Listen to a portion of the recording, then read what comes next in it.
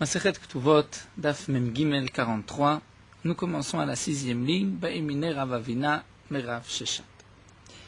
La Gemara nous rapporte ici un problème qui a été posé par Rabbi Avina à Rav Sheshat.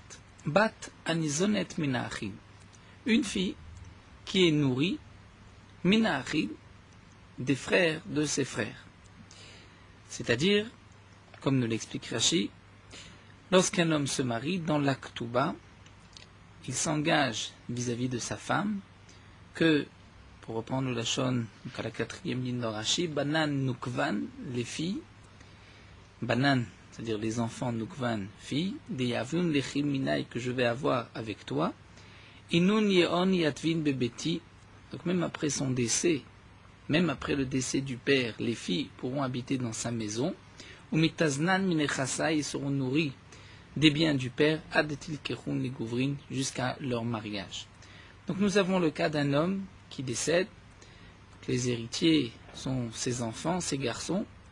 Si cet homme-là a des filles, les filles resteront à la maison, seront nourries des biens du père.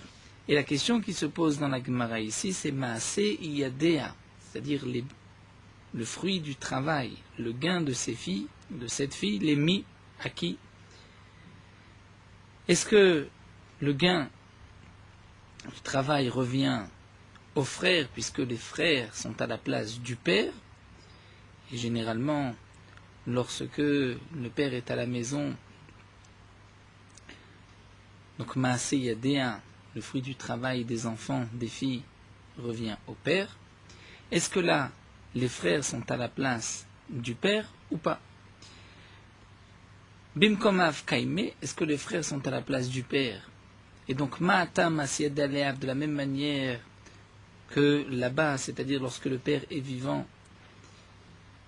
le fruit du travail des filles appartient au père. Ça nous l'avons vu dans la Mishnah, Ma'asiyadeo Metsiata Fapish Logavta.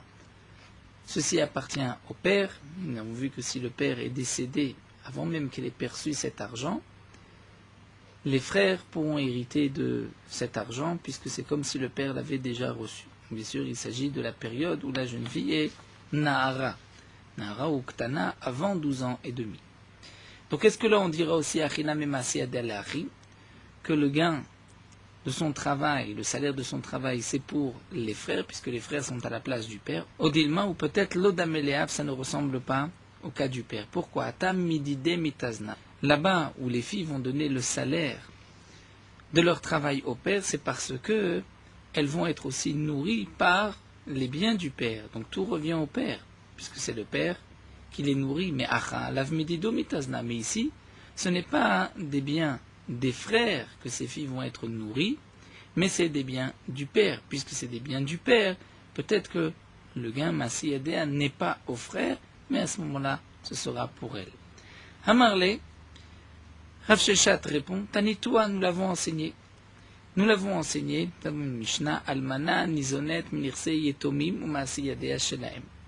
Almana, la veuve, Nizonet va être nourrie, Minirse, Yetomim, des biens des orphelins, ou Masiyadea Shelaem.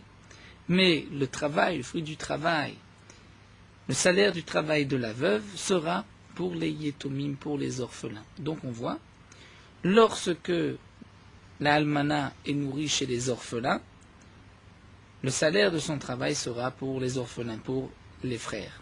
Donc là aussi, puisque la fille va être nourrie des orphelins, des frères, eh bien le salaire de son travail reviendra aussi aux frères, puisque les frères prennent la place du père.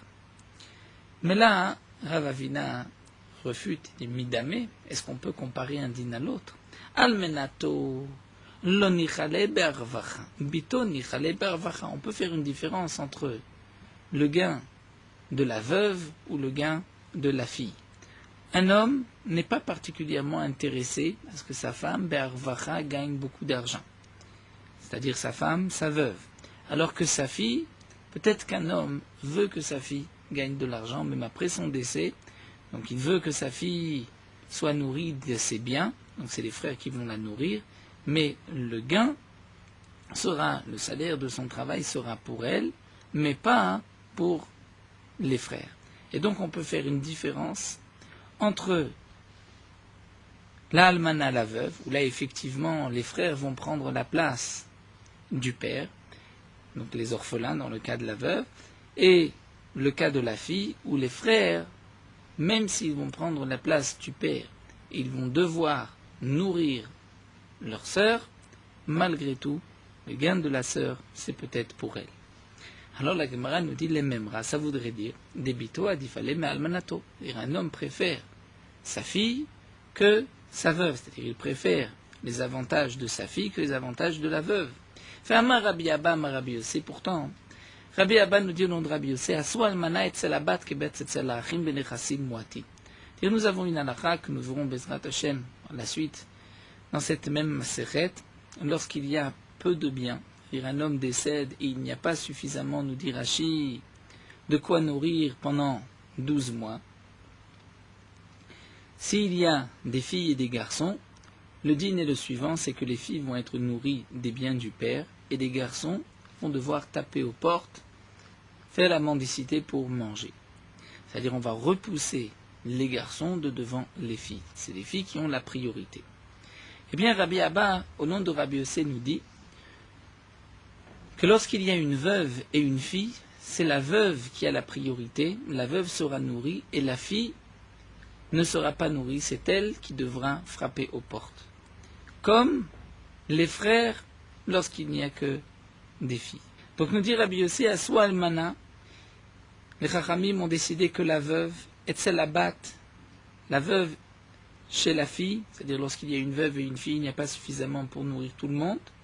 Mais ils ont fait la veuve chez la fille, comme la fille etzel achim chez les frères benechassim muatim lorsqu'il y a peu de biens. C'est-à-dire, ma bat etzel achim, de la même manière que lorsqu'il y a des frères et des filles, ou la fille chez les frères, abat nizonet, c'est la fille qui sera nourrie des biens du père, vachin shalom laptachim, et les frères vont taper aux portes, afalmana etzel abat. De même, lorsqu'il y a une veuve et une fille, Almana nizonid ve'abat ishal laptachim, c'est la veuve qui sera nourrie et la fille qui ira taper aux portes. Donc on voit qu'un homme préfère sa veuve que sa fille, c'est-à-dire il préfère les intérêts de la veuve que les intérêts de sa fille. Bien sûr, lorsqu'on dit il préfère, c'est-à-dire avant de mourir, un homme préfère que les chachamim se soucient plus de sa veuve plutôt que de sa fille. Pourtant, d'après Rabbi Avina, qui a voulu faire une différence sur la réponse de Rav Sheshat, nous voyons le contraire, qu'un homme préfère peut-être sa fille à sa veuve. Alors l'Agma répond qu'il y a une différence. L'inyan ziluta ou l'inyan arvacha, c'est-à-dire la honte ou les gains, gagner plus d'argent. L'inyan ziluta, c'est-à-dire par rapport à la honte. Est-ce qu'un homme préfère que sa veuve frappe aux portes ou un homme préfère que sa fille frappe aux portes? Eh bien, l'inyan ziluta pour la honte de la veuve ou de la fille, almenato adifale. Un homme préfère, donc de son vivant, que les chachamim donnent la priorité à sa veuve après sa mort, et que la veuve puisse recevoir de quoi manger, et c'est la fille qui tapera aux portes, pour ne pas que la veuve ait la honte de frapper aux portes. Mais l'inyan arvacha, c'est-à-dire si la veuve doit gagner de l'argent, ou si la fille doit gagner de l'argent, bito adifale. Un homme préfère que sa fille gagne de l'argent, et donc c'est pour cela que Rabbi Avina a fait la différence entre la veuve et la fille, et que la veuve, c'est vrai que Maaseyadé à son travail revient aux frères, aux enfants, donc aux yetomim, puisqu'ils prennent la place du père, mais pour la fille, bien que les frères vont prendre la place du père et vont devoir nourrir leur sœur, malgré tout, les gains de son travail seront pour elle. Métiv Rav Yosef. Rav Yosef vient objecter. C'est marqué Maaseyadea ou Metsiata. Donc notre Mishnah, Maaseyadea, le travail de la jeune fille, ou Metsiata, ou ce qu'elle a trouvé, Afalpi Shelo Gafta, même si elle n'a pas encore perçu cet argent, Meta'a avec que le père est décédé. Donc la fille a travaillé. Elle n'a pas encore reçu son salaire, le père est décédé. Le fruit de son travail, l'argent, revient au père. Est-ce que c'est seulement lorsque le père a encaissé cet argent, et dans le cas où il meurt, est-ce que c'est seulement après avoir encaissé que les frères vont hériter de ce bien, de cet argent? Eh bien, la Mishnah nous a dit que non. Ce n'est pas comme le Knas. Là, nous avons vu que ça dépend de la Hamada Bedin, ou du moment où le père a perçu cet argent. C'était la marloquette entre les Chachamim et Rabbi Shimon. Mais pour Maaseh Yadeh à son travail, la Mishnah nous a dit, même si le père n'a pas encore, même si la fille n'a pas encore encaissé l'argent, et que le père est décédé, l'argent appartenait déjà au père, et lorsque la fille va recevoir son argent après le décès du père, Arien Shel Achim, ce sont les frères qui vont hériter de cet argent. Donc Rav Yosef nous dit, Tama de Bechayav, la raison pour laquelle ici cet argent appartient au frère, c'est parce qu'elle a travaillé du vivant du père.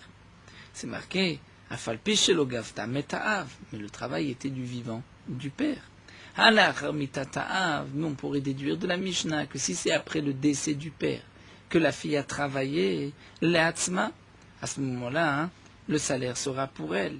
Si, sur ce qu'elle a travaillé après le décès du père, c'est aussi pour les frères, donc pourquoi la Mishnah nous dit, lorsqu'elle a travaillé, même si le père n'a pas encore perçu cet argent avant qu'il décède, même si elle a travaillé après, c'est aussi aux frères. Donc on voit qu'il y a une différence. Et Maïlav, n'est-ce pas, Ben Nizonet, qu'on parle d'une fille qui est nourrie par les frères, puisqu'elle est nourrie par les frères, donc cet argent, d'après la question de Rabbi Avavina, devrait revenir aux frères, et nous voyons que non, cet argent ne revient pas aux frères. Donc c'est comme ce que Rabbi Avina pensait, et non pas comme la réponse de Rav Sheshat qui comparait la fille à la almana, à la veuve. Et là, Gma répond, lo, b'she'ena nizonit. On ne peut pas apporter de preuve de notre Mishnah, parce que dans notre Mishnah, on parle du cas d'une jeune fille, she'ena nizonit, qui n'est pas nourrie par les frères. Le père n'a pas laissé de bien, elle n'est pas nourrie, et donc c'est pour cela que c'est seulement ce qu'elle a travaillé du vivant du père qui revient aux frères, puisque le père a déjà, de cette manière, acquis cet argent, même s'il ne l'a pas encore perçu, et donc au moment où il est décédé, il l'a donné en héritage aux frères.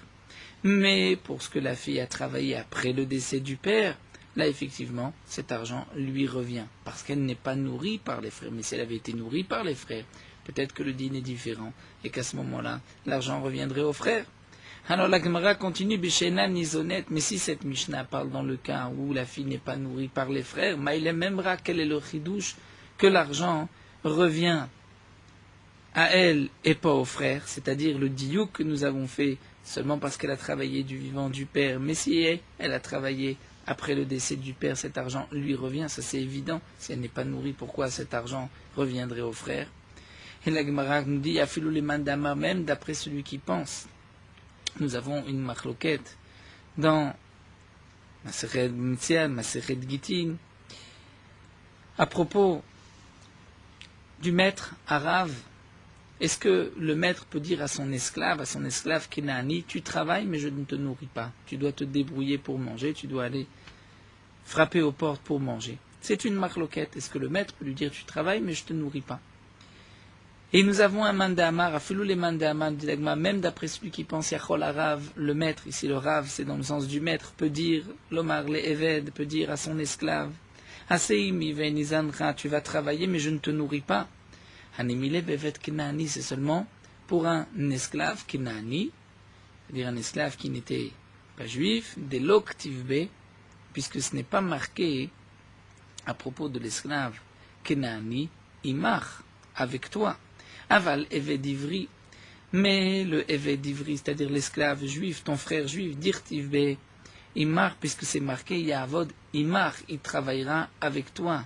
Kesachir Ketoshav Ye Imar, donc il a des droits Imar, comme toi. C'est-à-dire que tu dois te soucier de le nourrir. Là, l'eau, le din n'est pas le même. Tu ne peux pas dire à ton esclave juif, tu travailles mais je ne te nourris pas. Tu es obligé de le nourrir. Donc, Rol Sheken Bito, à plus forte raison la fille, qu'un homme ne peut pas dire à sa fille, je ne te nourris pas, mais je prends ton argent. Et donc, pour les frères ici, les frères ne peuvent pas dire à la fille, tu ne vas pas être nourri des biens du père, puisque le père est décédé sans rien laisser, mais malgré tout, on va prendre ton argent, ce que tu gagnes. C'est évident que non. Donc on ne peut pas parler Beshe'ena Nizonit, qu'elle n'est pas nourrie, où là il y a un chidouche, que l'argent revient au père, et que ensuite l'argent va être donné au frère, et de là on pourrait faire le diouk, que si elle avait gagné cet argent, donc travaillé après la mort du père, l'argent reviendrait à elle-même, ça c'est évident, étant donné que on ne peut pas lui dire tu travailles et tu n'es pas nourri. Amar Rabba Baroula répond, Lonitzrecha ela le'adafa. Il y a quand même un chidouche le'adafa. C'est-à-dire nous gardons notre Mishnah pour le diouk, pour la déduction. Mais le'adafa, c'est pour l'argent qu'elle gagne en plus de ce qu'elle a besoin pour être nourrie. Et donc la Mishnah vient nous dire la chose suivante. C'est marqué que ce qu'elle a gagné du vivant du père, même si elle n'a pas encore perçu cet argent, le père est décédé, c'est au frère. Mais on déduira de là que ce qu'elle a travaillé après la mort du père, cet argent sera pour elle-même. Et on parle dans le cas où elle n'est pas nourrie des biens du père, puisque le père est décédé sans rien laisser. Donc quel est le chidouche? Le chidouche est le suivant. Tu ne vas pas dire, Rashi nous explique, tu ne vas pas dire que c'est un droit que le père a donné à sa fille, et donc le gain de sa fille sera de l'argent, c'est mammon, et il pourra le laisser en héritage pour ses enfants. Et si tu te poses la question, mais comment elle va être nourrie? On ne peut pas lui dire travaille et je ne te nourris pas. Donc ça c'est pas une question, puisqu'on dira toute la question, tout le problème qui se pose ici, il s'agit de l'argent qui est en plus de ce qu'elle a besoin. Donc l'argent qui est en plus, que normalement les frères auraient dû recevoir, donc là la Mishnah vient nous dire que si elle a travaillé après le décès du père, cet argent revient à la fille, c'est-à-dire la différence. Donc il est évident que l'argent qu'elle a besoin pour vivre, cet argent lui revient, mais ce qu'elle gagne en plus, j'aurais pu dire que c'est peut-être au frère, c'est-à-dire le père, c'est un droit, et ce droit il va le laisser en héritage à ses enfants, et donc les frères pourront dire mais ce que tu gagnes en plus c'est pour nous, eh bien non, c'est ce que la Mishnah vient nous dire, ça c'est aussi pour la fille.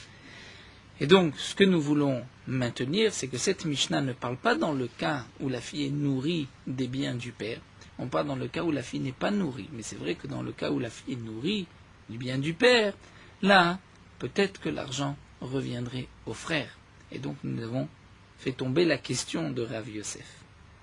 Amar Rava, Rava poursuit, nous dit Gavra Rabba ke Rav Yosef lo yada dika adafa vekamotiv teyufta. Rava s'étonne. Rava nous dit un grand homme comme Rav Yosef n'avait pas pensé à cette réponse évidente qu'on peut parler dans le cas de Enanizonite où elle n'est pas nourrie, il s'agit de la différence entre ce qu'elle a besoin de vivre et ce qu'elle a gagné en plus. Donc Rav Yosef a posé une question où la réponse était évidente. Et là, Rava nous dit non. Rav Yosef avait une autre question. Rav Yosef, matnitim goufé kachele. Rav Yosef, lui, s'est posé la question sur la Mishnah elle-même. Des katané. Et nous allons maintenant comprendre la question de Rav Yosef. Nous avons jusqu'à présent compris la question de Rav Yosef. Simplement, Rav Yosef a trouvé une Mishnah. Dans la Mishnah, c'est marqué que si le père n'a pas encore perçu cet argent et qu'il est décédé, l'argent revient au frère, puisque le père était déjà propriétaire de cet argent. Donc il le laisse en héritage à ses enfants. Et donc on a voulu déduire que ce qu'elle a gagné, c'est-à-dire le travail après le décès du père, là c'est sûr que c'est à elle. Et on parle certainement, tel que nous l'avons compris dans le cas où elle est nourrie par les frères, et donc là c'était la contradiction sur ce que Rav Sheshat nous a dit, puisque Rav Sheshat pensait que c'était aux frères, et là on voit que c'est à elle-même. Et donc là, la Gemara répond non, là c'est évident qu'il s'agit du cas où la fille n'est pas nourrie des biens du frère, et donc c'est pour cela que dans le diouk, cet argent lui revient. Alors la Gemara avait posé la question, mais c'est évident que cet argent lui revient, on dit non, c'est pour la différence qui normalement revient au père, on aurait pu dire que cette différence revient aussi au frère, donc là la Mishnah vient nous dire que non. Mais ça, la réponse nous dit, Rava était évident, donc c'est sûr que Rav Yosef n'a pas posé cette question. Alors Rava nous dit, voici la question de Rav Yosef. C'est la Mishnah elle-même. C'est marqué Maaseh Yadea Umetsiata. C'est-à-dire ce qu'elle a gagné, ce qu'elle a trouvé. Et Afalpi Shelo Gavata. Même si elle n'a pas encore perçu cet argent, et que le père est décédé, l'argent sera donné en héritage au frère. Eh bien, Rav Yosef avait une question. Maaseh Yadea, c'est-à-dire ce qu'elle a travaillé, le fruit de ses mains, son travail, on comprend que peut-être le père est décédé avant qu'elle ait perçu cet argent. Mais Metsiata, ce qu'elle a trouvé. Que signifie ce qu'elle a trouvé? Avant qu'elle ait reçu cet argent, le père est décédé. Mais si elle a trouvé, c'est-à-dire l'argent est déjà dans ses mains, elle a trouvé un objet, c'est déjà dans ses mains. Que signifie chez l'Ogavta qu'elle n'a pas encore perçu? Une Metsia, un objet qu'on trouve, on n'a pas besoin de le percevoir par la suite. Metsiata miman gavia, demande la Gemara, la Metsia, ce qu'elle a trouvé, c'est de qui qu'elle doit prendre cet argent, ce bien par la suite. Elle la lave, n'est-ce pas qu'il faut comprendre ainsi? C'était là la question de Rav Yosef. Harikama, n'est-ce pas que la Mishnah a voulu nous dire la chose suivante, Masiyadea Metsiata, que son gain, le gain de la fille, c'est comme ce qu'elle a trouvé. Ma Metsiata, de la même manière que ce qu'une fille trouve, Bechayav, du vivant du père, Léav, c'est pour le père. L'achar mitatav, mais après le décès du père, Léatzma, c'est pour elle. Donc la Mishnah a voulu nous dire que Masiyadea, son travail, c'est comme ce qu'elle a trouvé. Et on dira Masiyadea Name, Bechayav, du vivant du père, Léav, au père, l'achar mitatav, Léatzma. Mais après le décès du père, c'est à elle. Donc, Shma Mina, voici ce que l'on peut déduire de la Mishnah, que ce que la fille a gagné après le décès du père, c'est-à-dire ce qu'elle a travaillé après le décès du père, même dans le cas où elle a été nourrie par les frères, ceci revient. Lui revient, ceci est pour elle. Et cet argent n'appartient pas aux frères. Et donc là, on comprend ce que Rav Yosef a voulu rapporter de cette Mishnah, puisque dans la Mishnah, c'est marqué Metsiata, et on ne peut pas comprendre Metsiata chez l'Ogavta, c'est que la Mishnah a voulu faire un lien entre Masiyadea ou Metsiata, et pour nous dire que tout ce qu'elle travaille après le décès du père, cet argent lui revient comme tout objet qu'elle a trouvé après le décès du père. Rashi rajoute un petit point, Rashi nous dit, ce qu'une fille trouve du vivant du père, là c'est évident que c'est au père, et qu'après le décès du père, ça n'appartient pas au frère, mais ça appartient à la fille. Pourquoi? Parce que Rachid nous dit, même du vivant du père, pourquoi lorsque une fille trouve un objet, cet objet appartient au père? C'est comme c'est marqué dans la Gemara de Baba Metzia Mishum Eva. C'est-à-dire qu'un père n'est pas obligé de nourrir ses enfants à partir d'un certain âge. Donc si l'objet trouvé par ses enfants leur appartenait, le père pourrait par la suite se disputer, dire moi je vous nourris, mais ce que vous trouvez, vous le gardez pour vous. Donc les Chachamim m'ont institué que tant qu'un enfant est à la table du père, l'objet qu'il trouvera appartiendra au père. Et donc là il est évident que tout ce dîner, c'est pour le père du vivant du père, parce qu'il risque d'y avoir une dispute, puisque le père n'est pas obligé de les nourrir, mais pour les frères. Les frères sont obligés de nourrir les filles qui sont restées au foyer. Et donc, puisque les frères sont obligés, il ne peut pas y avoir de Eva. Ils ne vont pas se disputer, dire je ne vous nourris pas, ils sont obligés de les nourrir. Donc, l'objet qui a été trouvé par la fille, et c'est évident que cet objet lui appartient. Et donc, la Mishnah a voulu nous dire que ce qu'elle a gagné, c'est aussi comme ce qu'elle a trouvé. Et après le décès du père, cet argent lui appartient. Et donc maintenant la Gemara conclut, Itmar Name, nous avons aussi une memra, Rav Yuda nous dit au nom de Rav, Batanizonet Minachin, une fille qui a été nourrie, c'est-à-dire qui est nourrie après le décès du père, des biens du père, mais chez les frères, Maaseyada Leatzma, ce qu'elle gagne, c'est pour elle. Donc la Gemara a conclu sur cette preuve de Rav Yosef, bien que Rav Sheshat pensait le contraire, puisque Rav Sheshat avait apporté la preuve de la almana, de la veuve, et Rav Sheshat avait voulu comparer le cas de la fille au cas de la veuve, donc ici la Gemara a refuté, Rav Yosef a apporté une preuve que Maaseyadea de cette fille, c'est pour elle, les frères ne prennent pas ici la place du père. Hamar Rav Kahana, et Rav Kahana va expliquer cela. Maïtama, pour quelle raison? Dirtiv, parce que c'est marqué, à propos des esclaves non juifs qu'un homme peut acheter, la Torah nous dit Vitnachaltem otam lebenechem acharechem, et vous les laisserez en héritage à vos enfants après vous. Et on apprend de là otam, la Torah dit vous les laisserez, c'est-à-dire que la Torah dit il n'y a que les esclaves evet knani qu'un père peut laisser à ses enfants. Donc otam lebenechem, ce sont les esclaves que vous laisserez à vos enfants, velo benotechem lebenechem, mais ce n'est pas vos filles que vous laisserez en héritage à vos enfants. Donc la Torah nous laisse sous-entendre ici que l'argent, le gain du travail de ces filles ne sera pas aux enfants, aux frères de cette fille, aux héritiers du père. Magi, de là on apprend Shenadam Morich Zechud Bito Lebeno.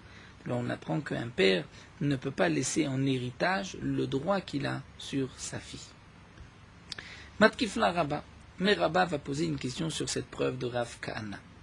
C'est vrai que dans le Passouk, c'est marqué qu'un père ne peut pas laisser en héritage le droit qu'il avait sur sa fille à ses fils. Mais peut-être qu'il s'agit Bepitou Yabat, peut-être de l'argent que le père va recevoir si sa fille s'est laissée séduire. Ou bien les knasot, parce qu'il y a un knas. Le knas, nous dit Rashi, d'un ones, d'un cas de viol. Vechabalot, ou si elle a été blessée, là effectivement, cet argent qui normalement revient au père, là la Torah nous dit, le père ne peut pas le laisser en héritage. C'est peut-être de cela qu'il s'agit. Là, à Katouv Medaber, que le Passouk nous parle, Vechen Taner Rav Chanina. Et ainsi d'ailleurs, Rav Chanina a enseigné, Bepitou Yabat, Knasot Vechabalot, Katouv Medaber, que le Passouk parle ici du Pitou Yabat, de l'argent que le père doit recevoir si la fille a été séduite ou violée ou d'une blessure. Et c'est seulement dans ce cas-là que la Torah nous dit que le père ne laissera pas ce droit en héritage aux frères. Mais, nous dit Rashi, le gain de son travail, étant donné que c'est quelque chose de courant, et que la fille est nourrie par les frères, peut-être que, puisqu'ils perdent, si on peut dire entre guillemets, de l'argent, puisqu'ils vont nourrir leur sœur, donc peut-être que cet argent leur revient. C'est là la question que Rabba pose à Rav Kahana. Tu nous rapportes un passouk qu'un père ne va pas laisser en héritage le droit qu'il avait sur sa fille. C'est vrai, mais c'est peut-être pas de Maaseh Yadea qu'il s'agit, mais des autres knasot ve chavalot. La Gemara pose juste une question, chavalot, c'est-à-dire si une fille a été blessée, pourquoi cet argent reviendrait au père? Pour qu'on nous dise que le père ne peut pas laisser cet argent en héritage, ce droit en héritage à ses enfants, mais chavalot sara de gufaninu.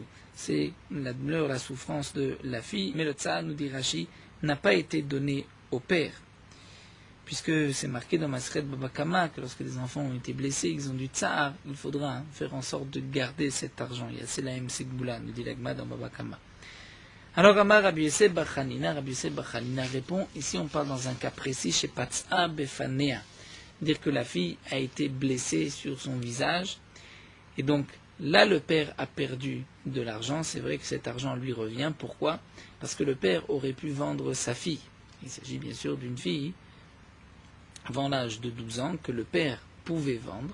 Donc si la fille a été blessée sur le visage, elle perd de sa valeur puisqu'elle perd de sa beauté. Donc là, cet argent revient au père. Et c'est ce que la Torah nous dit, que ce droit-là que le père a vis-à-vis de sa fille, le père ne peut pas le laisser en héritage à ses enfants. C'est-à-dire si après le décès du père, la fille a été blessée, cet argent sera pour la fille, mais pas pour les enfants, pas pour les frères de la fille. Amar Rabbi Zira, Amarav Matna, Amarav, Amrila, Amarav Zira, Amarav Matna, Amarav. Donc là, Gemara nous rapporte ici au nom de Rav Zira, au nom de Rav, Matna, au nom de Rav, et d'après certains, au nom de Rabbi Zira, au nom de Rav Matna, au nom de Rav. Et Rashi nous dit qu'en vérité, Rav Zira et Rabbi Zira, c'était la même personne. Mais comme c'est marqué, donc à la fin de Maseret Tobot, nous verrons que Rabbi Zira est monté en Eretz Israël. Lorsqu'il était en Bavel, il s'appelait Rav, puisqu'il n'avait pas reçu la Smicha, il n'était pas encore venu chez Rabbi Yochanan, et la Smicha ne se donnait qu'en Eretz Israël et pas en Bavel. Donc avant, il s'appelait Rav, et après la Smicha, il s'appelait Rabbi. Après, donc, que Rabbi Yochanan lui ait donné la Smicha de Rabbi, l'autorisation donc de trancher, comme c'est rapporté au début de Masechet Sanhedrin, c'est là que Rabbi Zira s'est appelé Rabbi. Donc qu'est-ce que nous enseigne Rav Zira ou Rabbi Zira au nom de Rav? Donc d'après certains, Rabbi Zira avait rapporté cet enseignement avant de monter en Eretz Israël, ou d'après d'autres c'était après. Que Bat Anizonet Minachin, donc une fille qui est nourrie des biens du père mais par les frères, Maaseh Yadea Leatzma, ce qu'elle va gagner, lui appartient. Dirtiv, comme c'est marqué, Vitnachaltem otam lebanechem achrechem otam lebanechem velo benotechem lebanechem. La Torah nous dit, vous laisserez en héritage vos esclaves à vos fils.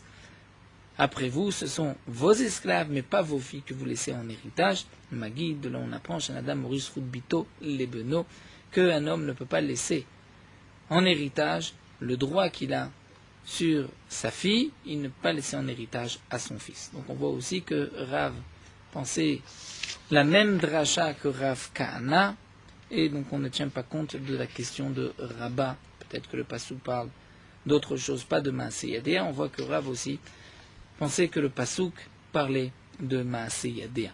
Amarle Abimi bar Papi, et Abimi bar Papi a dit à Rabbi Zira, Shekod Amra. Shekod l'a dit. Shekod l'a dit aussi. Qui c'est Shekod? Manu Shmuel, c'est Shmuel. Mon la Gemara a Rav Amra, et pourtant on voit que Rav l'a dit. Que signifie Shekod Amra? C'est Shmuel qui l'a dit. Ima, voici ce que Abimi bar Papi a dit. Af Shekod Amra, sache que même Shmuel l'a dit. Pourquoi Shmuel est appelé Shekod? Rashi nous dit parce qu'il était Shoked al Devarav, c'est-à-dire qu'il faisait bien attention de dire toutes ces paroles selon la halakha. Donc Abimi bar Papi rajoute, c'est pas seulement Rav qui a enseigné cela, même Shmuel l'a enseigné. Et Amar Mar Baramimar le Ravashi, Achi Amre Nardé Mar Baramimar a dit à Ravashi, c'est ainsi qu'on a dit. Les sages de Nardé ont dit, il reta kavate de Rav Sheshat, que la halakha est comme Rav Sheshat. Donc si la halakha est comme Rav Sheshat, on remonte au début de la Sugya. D'après Rav Sheshat, ce que la fille a gagné revient au frère. C'est comme la almana. Mais Ravashi Amar, il reta kavate de Rav. Ravashi dit non, la halakha c'est comme Rav et l'argent appartient à la fille elle-même. Après le décès du père, même si elle est nourrie par les frères, l'argent de ce qu'elle a gagné, c'est pour elle, pas pour les frères. Et la conclusion de la Gemara, c'est que la halakha est comme Rav, même si elle est nourrie par les frères, ce qu'elle a gagné, c'est pour elle. La Gemara continue, nous avons effectivement des sougiotes assez difficiles, assez complexes. La Gemara continue avec une nouvelle sougia. Ma'ares et bito vegirsha. Un homme a fiancé sa fille, et ensuite, elle a été divorcée. Irsa, il l'a fiancée une deuxième fois, Venetar Mela, et elle est devenue veuve. Donc lorsqu'on dit à Mehares, elle a été fiancée, nous l'avons vu déjà plusieurs fois, c'est-à-dire elle a reçu des kiddushin. Puisqu'à l'époque, les kiddushin étaient donnés dans un premier temps, et le mariage, la choupa, se faisait seulement plus tard. Nous verrons par la suite dans la Gemara qu'on donnait à la Mehares même 12 mois le temps de se préparer. Mais lorsqu'elle recevait les kiddushin, elle était déjà échetish mariée. Donc elle n'avait pas le droit ensuite de vivre avec son mari tant qu'il n'y avait pas eu de choupa, mais elle était déjà considérée comme sa femme. Donc un homme a fiancé sa fille, puisque le père a la possibilité de fiancer sa fille tant qu'elle est petite. Vegirsha, et ensuite elle a divorcé. Irsa une deuxième fois, Venitar Mela, elle est devenue veuve. Et donc Rashi nous dit, d'après le Tana, il y a une ktuba pour une haroussa. Nous verrons aussi, ça c'est une discussion, est-ce qu'il y a une Tana? Nous verrons cela par la suite, est-ce qu'il y a une ktuba pour la haroussa ou seulement pour la neswa, pour celle qui a eu la choupa? Donc la ktuba, bien sûr, c'est une takana de Chachamim, même si on n'a rien marqué au moment des hirousin, et qu'on va marquer seulement avant de rentrer sous la choupa. Malgré tout, elle doit recevoir une ktuba.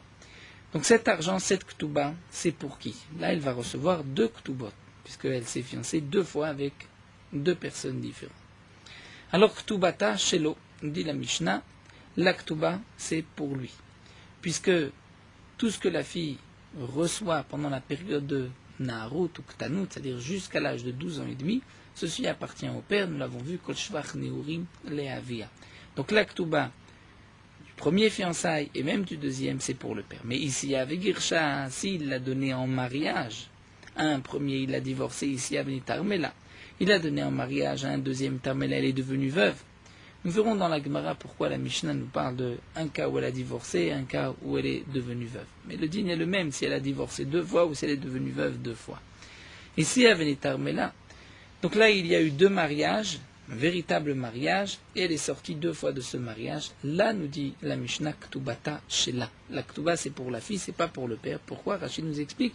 Parce que dès lors où le père a marié sa fille, il perd tous les droits qu'il a dans sa fille. Et donc, à ce moment-là, la Ktuba ne sera pas pour lui, puisque la Ktuba, c'est seulement lorsqu'elle va divorcer, donc, ou lorsqu'elle est veuve, après son mariage, et ce n'est pas à partir du moment où on a écrit la Ktuba, pour qu'on puisse dire que puisqu'elle a été écrite alors qu'elle était encore chez son père, donc c'est le père qui recevra. Non, on tient compte du moment où elle va percevoir l'argent de sa Ktuba, et donc puisqu'elle a déjà été mariée, ça n'appartient plus au père. Mais Rabbi Yehuda n'est pas d'accord, Rabbi Yehuda Omer, Arishona Shel Av. La première Ktuba, c'est pour le père. Donc nous verrons pourquoi dans la Gemara, pourquoi la première. On peut dire simplement pour l'instant, c'est que la première a été écrite avant son mariage. Et d'après Rabbi Yehuda, on tient compte du moment où la Ketouba a été écrite, donc avant le mariage, ça c'est seulement pour la première. Mais pour la deuxième, c'était déjà après le mariage. Donc, la deuxième Ketouba, c'était déjà après le premier mariage, puisqu'elle était mariée et divorcée. Et donc là, c'est pour cela que ça n'appartient déjà plus au père. Amroulo, mais les Chachamim lui ont dit, mais chez Sienne, la vierge Shutba, dès que le père l'a mariée, il n'a plus de droit sur sa fille. Nous allons reprendre tout de suite cette Mishnah. La Gemara, tout d'abord, nous dit pourquoi le Tana nous parle de deux cas. Donc elle a été mariée et divorcée, mariée et veuve. Pourquoi le Tana ne nous a pas dit deux fois elle a été mariée et elle est devenue veuve? La Gemara nous explique qu'en vérité le Tana a voulu nous laisser sous-entendre un dîme que nous avons déjà vu dans Masechet Yevamot. Si une femme s'est mariée et que son mari est décédé, elle se remarie, le deuxième mari décède. Elle se remarie une troisième fois et le troisième mari décède. Cette femme a une chazaka de katlanit, que tout celui qui se marie avec elle décède, et donc on n'a pas le droit de se marier. C'est une sakanat nefashot de se marier avec cette femme. Est-ce que c'est seulement au bout de 3 fois, ou même au bout de 2 fois? C'est une marloquette entre Rébi et Rabban Gamliel, et ici donc le Tana vient nous enseigner que la halakha, d'après lui, c'est comme Rébi, qu'au bout de 2 fois il y a déjà une chazaka, et que si une femme s'est mariée 2 fois et que son mari, le premier mari est décédé, le deuxième est décédé, elle ne se remariera pas une 3e fois. Donc c'est pour cela que le Tana ici n'a pas voulu nous enseigner des cas de malheur, c'est-à-dire 2 fois elle s'est mariée et son mari est décédé, puisque elle devient par cela katlani, donc on ne veut pas parler de pour nous de malheur.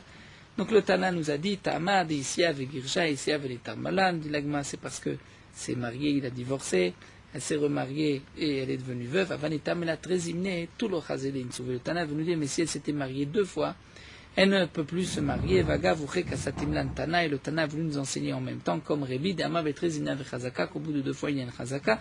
Et donc Rashi nous dit, le Tana n'a pas voulu nous parler d'un cas de pouranout où le mari est décédé 2 fois, puisque dans ce cas-là, la femme ne pourra pas se remarier.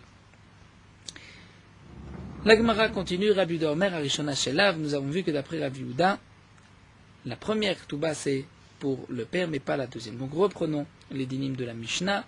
Nous avons vu que si un homme a fiancé sa fille une première fois et qu'elle a divorcé, une deuxième fois et qu'elle est devenue veuve, la Ketouba de la première et de la deuxième, c'est pour le père. Étant donné que tout ce que la fille recevra lorsqu'elle est Nahara, avant l'âge de 12 ans et demi, et là il s'agit d'une fille qui a moins de 12 ans et demi, tout ceci revient au père, donc le père pourra prendre l'argent de la Ketouba. Mais si le père a marié sa fille et qu'elle a divorcé, il a marié une deuxième fois et est devenue veuve, d'après Tanakama, dans les 2 cas, les 2 Ketubot seront pour elle. Puisqu'il y a eu un mariage, le mariage a coupé ce droit que le père avait vis-à-vis de sa fille, elle est sortie de son domaine, et donc la Ketouba est pour elle. Rabbi Yehuda pense que la première Ketouba, le premier mariage, c'est pour le père. Alors l'Agma nous explique Maïtama de Rabbi Yehuda, quelle est la raison de Rabbi Yehuda. Les Chachamim, on comprend, puisque la Ketouba c'est seulement au moment, donc après s'être marié, au moment où il divorce, ou au moment où il décède que la femme prendra la Ketouba. Et à ce moment-là, même dans le premier cas, c'était après le mariage. Il s'est marié, elle a divorcé. Donc elle est déjà sortie du domaine du père, la Ketouba c'est pour elle. Alors que dans le cas du fiançailles, puisqu'il n'y a pas eu de mariage, il y a juste eu les fiançailles et les kiddushin, elle n'était pas sortie encore du domaine du père, c'est pour cela que la Ketouba est au père. Mais Rabbi Yehuda pense que la première est au père. Pourquoi? Rabba et Rav Yosef d'Amret Arvayou, Rabba et Rav Yosef nous répondent tous les deux, oui le Meshat Irusin Zacha Baem Ha'av. Puisque d'après eux, c'est au moment des fiançailles que le père a déjà hérité été zoré de cette Ketouba, c'est-à-dire en cas de divorce par la suite, ou en cas où le mari va décéder, déjà, depuis le moment du fiançailles, puisqu'il y avait une obligation, lorsqu'un homme donne les kiddushin, il avait déjà une obligation de Ketouba, donc, du premier mariage, au moment où cet homme a donné des kiddushin à cette fille, donc au père de la fille, le père a déjà acquis, entre guillemets, le droit de l'Aktuba si ensuite il décède ou si ensuite il divorce, si le mari décède ou divorce. Et donc c'est pour cela que même s'il y a eu un mariage par la suite et que le mari décède, la première Aktuba sera pour le père, puisqu'il a déjà eu droit à cette Aktuba au moment des fiançailles. Mais pour le deuxième mariage, puisque c'était après un premier mariage, donc même au moment du deuxième fiançailles, la fille était déjà sortie du domaine du père puisqu'elle avait été mariée une fois, même si ensuite elle revient chez son père, mais puisqu'il y a eu un premier mariage, le premier mariage a tout coupé. Donc c'est ainsi que Rabba et Rav Yosef ont expliqué Rav Yehuda. Seulement, Métiv Rava objecte. Nous avons une braïta qui nous dit, Rabbi Yehuda, Rabbi Yehuda nous dit que la première Touba, c'est pour le père. Mais Rabbi Yehuda est d'accord, si un homme a fiancé sa fille lorsqu'elle était Ktana, moins de 12 ans et demi, ou Bagra, elle a eu 12 ans et demi, là aussi c'est un moyen de sortir du domaine du père. Vachar Karniset, et ensuite elle s'est mariée. Là, on est d'accord, chez En Leavia Reshudba, que le père n'a pas de prise, n'a rien sur sa fille. Pourquoi? Parce que sa fille a eu 12 ans et demi, donc l'Aktuba ne sera pas au père. Et donc là, la Gemara nous dit Amai, si vraiment, comme nous l'ont expliqué Rabba et Rav Yosef, au moment du premier Kiddushin, c'est là que le père a eu le droit sur l'Aktuba. Donc au moment de ses premiers Kiddushin de Me'ares et Bito, c'était avant qu'elle ait 12 ans et demi. Elle n'était pas encore sortie du domaine du père. Donc à ce moment-là, l'Aktuba était pour le père, même si ensuite elle a 12 ans et demi et elle se marie et que le mari divorce, l'Aktuba devrait être au père, d'après ce que Rabba et Rav Yosef nous ont dit. Donc Amay Achinam Elema aussi, ici on a Kadero et Mishat Erosim Zachaba et Mahar, puisque c'est le moment des Erosim que le père a hérité de cette Ktuba. Donc même si ensuite elle a eu 12 ans et demi, cet argent revient au père. Et là, Itmar, alors l'Agma nous dit, Achitmar, voici comment il faut dire. En vérité, Rabba et Rav Yosef d'Amrit Orvayou ont dit tous les deux, Uilo Birshuto Nirtavid. Puisque la Ktuba a été écrite dans son domaine. C'est-à-dire que Rabba et Rav Yosef ont compris ainsi Rabbi Yehuda. Lorsque le père a fiancé sa fille, c'est vrai qu'il y avait déjà une obligation de Ktuba, mais ils n'ont pas encore écrit la Ktuba. La Ktuba a été écrite juste avant le mariage. Mais on tient compte du moment où la Ktuba a été écrite. Donc lorsqu'il y a eu deux mariages, comme dans le cas de la Mishnah, la fille a été fiancée. Juste avant le mariage, on écrit la Ktuba. Là, la fille est encore sous le domaine du père, puisqu'il n'y a pas eu encore de choupa de mariage. Lorsque par la suite le mari va divorcer ou décéder, la Ktuba appartient déjà au père. Puisque au moment où on a écrit la Ktuba, elle était encore juste fiancée dans le domaine du père. Donc lorsque ensuite elle se marie et que le mari décède, l'Aktuba c'est pour le père. Au moment du deuxième mariage, même si on écrit l'Aktuba juste avant le mariage, mais c'était après le premier mariage où elle était sortie du domaine du père. Donc c'est pour cela que dans la Mishnah, d'après Rabbi Yehuda, c'est seulement la première Aktuba qui est au père. Dans la Braïta, c'est marqué celui qui a fiancé sa fille. Elle avait moins de 12 ans et demi. Ensuite, sa fille a eu 12 ans et demi et ensuite elle s'est mariée. Donc au moment où on a écrit l'Aktuba, c'était après la Bagrout, juste avant le mariage, après qu'elle ait déjà eu 12 ans et demi, elle était déjà sortie du domaine du père. Donc là, l'Aktuba est pour la fille. Alors demande l'Agma au Mikba mais Emad Gavia, puisque nous venons de voir que tout ne dépend pas du moment du fiançailles, mais ça dépend du moment où on a écrit l'Aktuba. Nous savons que lorsque un homme doit de l'argent à son prochain ou à sa femme, tous ses biens sont hypothéqués à l'Aktuba de sa femme. Mais bien sûr, les biens qu'il avait au moment où il s'est engagé dans cette Ktuba. Si ensuite il a vendu ses biens, eh bien la femme, lorsqu'elle viendra percevoir sa Ktuba, pourra aller chez les acheteurs et leur dire « mais cette Ktuba, ce terrain a été hypothéqué pour ma Ktuba, donc elle prendra les biens des acheteurs. » Là, on se posera la question. C'est vrai qu'il y a une obligation de Ktuba depuis les Hiroussin, les fiançailles. Mais nous avons vu que par rapport au père, on tient compte du moment où on va écrire la Ktuba. Est-ce que, si le mari avait des biens entre les Hiroussin et le moment où on a écrit la Ktuba et qu'il les a vendus entre-temps, donc au moment où on a écrit la Ktuba, les biens n'étaient déjà plus chez lui. Est-ce que ces biens ont été hypothéqués au moment des fiançailles, où il y avait une première obligation, ou au moment où on a écrit la Ktuba? Est-ce qu'on tient compte de l'obligation des Chachamim, que depuis le fiançailles, on doit donner une Ktuba? Donc tout ce qu'il avait au moment des fiançailles, c'est ce qui est hypothéqué. Ou bien on tient compte du moment où le père a acquis, on va dire, ce droit de Ktuba sur sa fille, et c'est donc au moment juste avant le mariage. Amar Ravuna, Ravuna nous dit, tout dépend. Mané Matai Minaïroussi, 100 et 200, c'est-à-dire 100 pour une femme qui n'est pas vierge, 200 pour une vierge, ça c'est Minaïroussi depuis le fiançailles, c'est la Takana des Chachamim. Donc ce qu'il a vendu juste après est aussi hypothéqué. Et la femme pourra le récupérer. Vetosefet, mais ce qu'il va rajouter au moment de l'Aktuba, Minanesuim, c'est seulement au moment du mariage lorsqu'on écrit l'Aktuba. Veravasi Amar Chadze Vechadze Minanesuim, mais Ravasi nous dit que non. Même Mané Mataim, qui est un devoir, une obligation des Chachamim à partir des fiançailles, malgré tout, on ne tiendra compte de l'hypothèque qu'à partir du moment des Nisuim. Pour quelle raison? Puisque Rachid nous dit, elle-même, la fille, donc la femme, si on peut dire, a pardonné l'hypothèque du moment des fiançailles jusqu'au moment où on a écrit l'Aktuba. Puisque lorsqu'on écrit l'Aktuba, c'est là qu'il a marqué et Mané, Mataim, ou ce qu'il a rajouté aussi.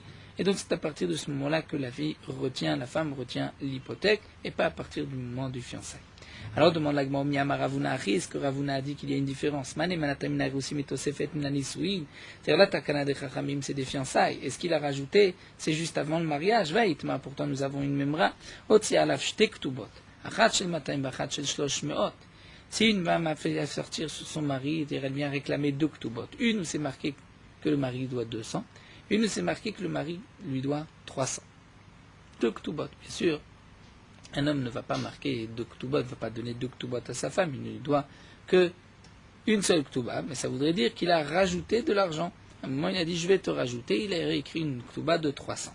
Donc maintenant, il vient réclamer 200 et 300. Vama Ravuna, Ravuna nous dit, tout dépend. Si elle veut 200, elle pourra prendre 200 et tenir compte de l'hypothèque de la première date. Mais Shloshmeot, si elle veut 300, à ce moment-là, Govem Izman Shini, elle prendra de la deuxième date. Et si le mari avait des biens qu'il a vendus entre la première date et la deuxième date, là, la femme ne pourra pas récupérer cet argent des biens qui ont été vendus, puisque on tient compte de l'hypothèque de la deuxième date. Et donc là, la Gemara demande si vraiment Ravuna fait une différence entre les Mataim et la Tosef, on devrait dire Tigve Mataim Mizman Rishon, Umea Mizman Sheni. Donc cet homme a rajouté, il s'était engagé 200 au moment de la première date. Donc les biens étaient hypothéqués pour 200. Lorsqu'ensuite il a rajouté plus tard, il a rajouté quoi 100. Donc l'hypothèque de 100, c'est seulement à partir de la deuxième date, mais l'hypothèque des 200 était déjà dès la première date. Donc si le mari a vendu des biens entre-temps, la femme pourrait aller même récupérer pour les 200 les biens, les premiers. Donc on devrait dire que Matai Mizman Rishon ou Mizman Sheni, sauf si on dit bien sûr que la femme a pardonné, a accepté de prendre 300 que de la deuxième date. Et donc là on revient aux paroles de Rav Assi et non pas de Ravuna. Alors la Gemara répond Velitamer, mais même d'après toi, Rav Assi Tik Vechamesh Meot Kulam. La femme pourrait récupérer 500. Matai Mizman Rishon et Tlat Mizman Sheni, donc 200 de la première date et 300 de la deuxième date. Et là, qu'est-ce que tu vas dire? Pourquoi elle ne peut pas prendre 500? C'est parce que le mari ne voulait pas lui donner 200 plus 300. Mais puisqu'il n'a pas marqué, j'avais l'intention, je t'ai rajouté 300 sur 200. Il n'a pas rajouté cela, il n'a pas marqué cela dans le deuxième shtar, donc c'est pas qu'il a voulu lui donner 200, ensuite il rajoute 300, mais c'est que le mari a marqué maintenant 300, c'est-à-dire, d'une certaine manière, il lui dit, si tu veux prendre de la première date, et donc l'hypothèque, en tenir compte de la première date, alors Gavé Mataim prend 200. Mais si tu veux prendre de la deuxième date, là tu dois prendre 300. C'est-à-dire la Gemara déduit, puisque cet homme-là a écrit une fois 200, une fois 300, ce n'est pas qu'il voulait donner 200 et 300, sinon il aurait dû dire je te rajoute encore 300. Puisqu'il a marqué une fois 200, une fois 300, c'est qu'il a voulu dire si tu veux 200, c'est de la première date. Donc les biens hypothéqués à cette date-là. Si c'est 300, alors c'est seulement les biens que j'avais au moment de la deuxième date et ce que j'ai vendu entre-temps ne sont pas hypothéqués. Donc à Haname, là aussi on dira Inutama de Logavé, la raison pour laquelle même d'après Ravuna, il ne prendra pas 200 de la première date, donc les biens hypothéqués de la première date et 100 de la deuxième date, Midlo Katavla, puisqu'il ne lui a pas dit aussi Fatlar Mea Matam, je te rajoute 100 sur les 200. Et donc on comprend que Achula Achite les Shibuda Kamea. Et donc c'est pour cela qu'elle a pardonner le premier shibout, c'est-à-dire si elle veut récupérer donc maintenant 300, alors elle prendra seulement à partir de la deuxième date, mais pas à partir de la première date. Là, nous allons nous arrêter ici. Donc, nous avons vu la raison de Rabbi Yehuda, que d'après Rabbi Yehuda, le père ne va hériter de cette Ktuba qu'au moment où on a écrit cette Ktuba. Donc, si on l'a écrit avant tout mariage, ceci appartient au père. S'il y a déjà eu un mariage, à ce moment-là, ça appartient à la fille. Et nous avons vu que par rapport à la date, par rapport au moment de l'hypothèque, est-ce que c'est au moment des Yeroussines, des fiançailles, puisqu'il y a une obligation des Khamim de donner la Ktuba, ou bien c'est au moment où on écrit la Ktuba. Donc c'était une marloquette entre Ravuna et Rav Assi. D'après Ravuna, 200 des fiançailles, comme la Taknat Khamim, et la Tosefet 100 au moment du mariage. D'après Rav Assi, et les 200 et les 100 qui ont été rajoutés, s'il y a une Tosefet, c'est seulement Mina Nisu'il. Et nous avons vu que dans le cas où elle a 2 Ktubot, donc même d'après Ravuna, si elle veut prendre 300, on va dire avec la Tosefet 200 plus 100, elle ne prendra que de la deuxième date. D'une certaine manière, elle accepte de renoncer aux premières hypothèques qui avaient été faites au moment de la première Touba. Nous allons nous arrêter là, on reprendra une cette souillure. Poursuivons avec Meorot Halacha, Daf Mem Gimel, le din d'une maison sur des arbres, sur des plantes. Nous avons l'interdiction de construire une maison pendant l'année de la Shemitah, donc un toit, sur des arbres ou sur des plantes.